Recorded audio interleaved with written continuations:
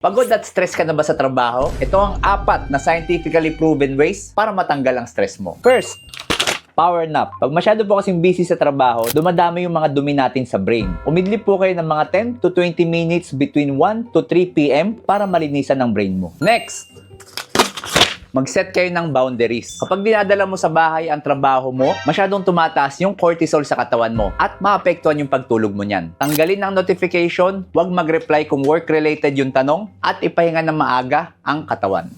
Next, maintain social connection. Very important to lalo na sa ating mga OFW. Huwag niyo po sosolohin yung mga problema niyo at makipag-bonding ka regularly sa mga kaibigan mo sa trabaho. At sa mga OFW po, alam ko nakaka-stress pag nagpapadala tayo dito sa Pinas dahil sa taas ng transaction fees at minsan mababa pa yung exchange rate. Subukan niyo po si TapTapSend dahil napakataas po ng exchange rate nito kumpara sa mga ibang remittance app. Zero transaction fees po sa kahit anong banks at e-wallets at meron ka pang extrang $20 sa una mong padala basta gamitin mo yung code ko na Doc Alvin. Next, proper breathing technique. Minsan kapag sobrang busy sa trabaho, nagpapanik tayo o kaya naman tumataas yung ating anxiety. Gawin niyo po ang box breathing. Makakatulong po yan para kumalma ang ating pakiramdam. Kung may tropa kang work is life at napapabayaan ng sarili, share mo tong video na to.